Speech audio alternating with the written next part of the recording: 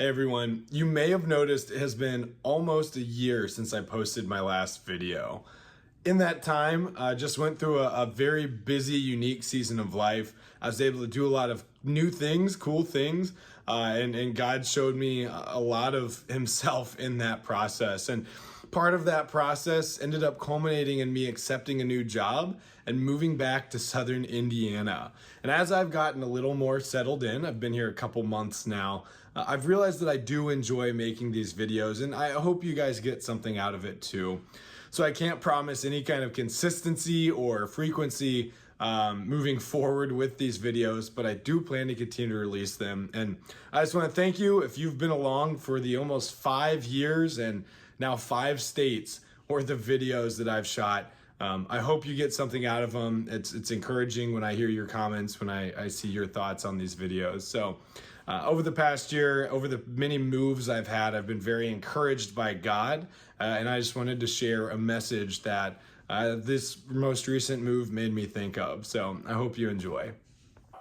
But as I mentioned, I made a move earlier this year, a couple months back.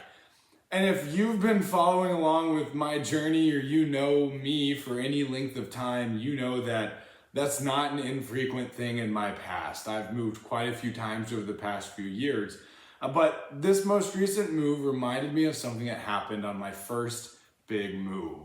I made the move from Ohio to Texas, and the company I was working for at the time, they hired a moving company for me. They'd come in, they'd box everything up, they'd ship it down, they'd set it in the house, they'd unbox it for you. But I wanted to unbox it. I wanted to set up that house a little different in Texas. And so I asked them to leave the boxes for me. And so I unboxed it all. And now I just have dozens and dozens of empty cardboard boxes. So I break them down and I try to give some away, but I can't give all of them away. And so I reach back out to the moving company and they say, yeah, we've got a program. We'll come, we'll pick those boxes up. So they schedule something out, someone to come pick it up. And about a day before they come, I get an email and says, hey, unfortunately that previous move got canceled. We're not going to have somebody in that area to pick up those boxes. I'm going to keep working on it. So I replied and said, yeah, that sounds great. Like, we'll make it work. And then they get another schedule. They email me, hey, we are going to make this work. And so I'm excited. But about a day before, I get another one of those emails. Hey, this one fell through. I'm sorry. We're working for you. And I remember replying and saying something along the lines of, hey, it's okay. Like, it's totally fine. Just let me know when we get it worked out. And then I get an email just a couple minutes later that had 6 words in it. And it just simply said, please don't give up on me.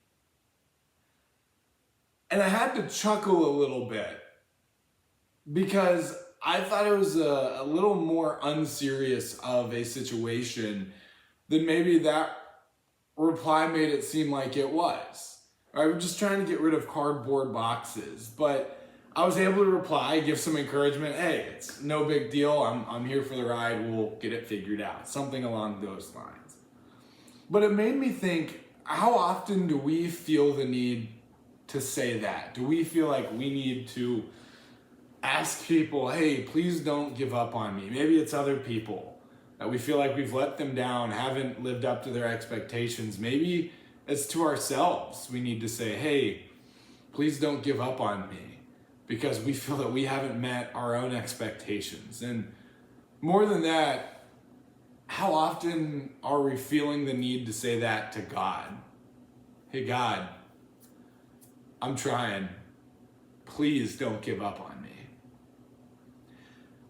And there's many reasons why someone may feel the need to say that. There's 2 that are jumping out at me right now. Maybe you're the person that's been struggling with a repeated sin, and you're trying to get past it. You've been trying and trying and trying, but you feel the guilt, and every single time you feel more and more guilt from that. And you're just looking up and saying, God, please don't give up on me. Maybe in another case, you're the person who's gone through a really hard season of life, or someone you know is going through a really hard time. And because of that, you've asked yourself, maybe even other people, the question, how could a good God allow me or allow them to have to go through this? And so you went an extended season without praying to God, without trusting in him. And you hit a low point.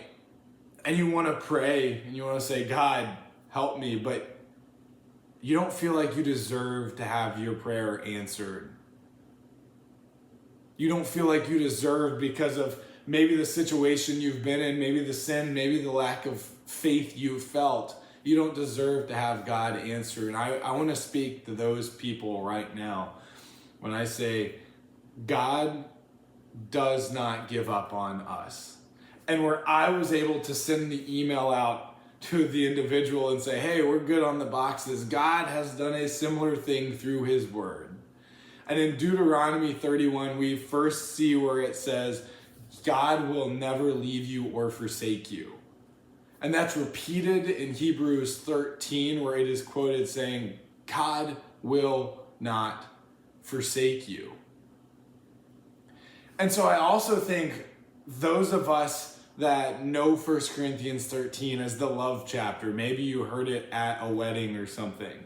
And it talks about how love is patient, love is kind, it is not arrogant, it is not easily angered, and it does not keep a record of wrongs. We talk about that love, and we often use that in the context of that's perfect love for one human to another.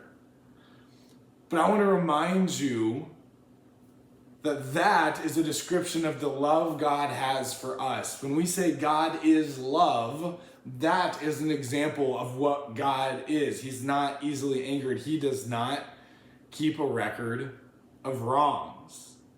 David himself in Psalm 130 says, if you, Lord, kept a record of sins, Lord, who could stand?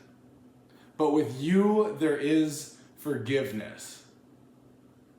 David was a flawed man. We are flawed people, but we understand that there is forgiveness with God. God is love. He does not keep a record of wrongs. So I want to encourage you, if you're someone that you feel like you have ran away or you don't deserve to have God answer your prayers, maybe you feel like you just need to tell God, God, please don't give up on me. God is not giving up on you. And in Luke 15, we have two beautiful parables about the one, the shepherd who leaves the 99 to find the one. Maybe that's you. Maybe that's someone you've been praying for. There is much rejoicing in heaven when they find the one. There's also the story of the prodigal son, the son who is there with his father, decides to take his inheritance and leave, but comes back, and there is a party thrown for the child who returns. Right? God will not leave you. God will not forsake you. If you're asking God, please don't give up on me because of my sin, because of my lack of faith, because of whatever circumstance it is, I want to encourage you that God has not left you. There is great rejoicing.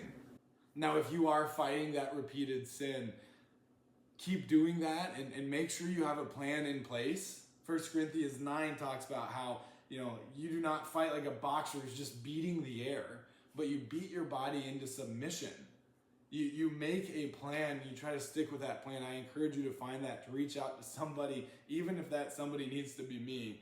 Reach out to somebody to get that plan in place. But if you're in the other boat, I just really want to encourage you, God has not left you, and there is great rejoicing when a child reaches out to the Father, when the prodigal comes home and says, God, I need you. I should have asked for help a long, long time ago, and I didn't, but I'm here today, and I'm so thankful for what you do, what you've done, and I need you.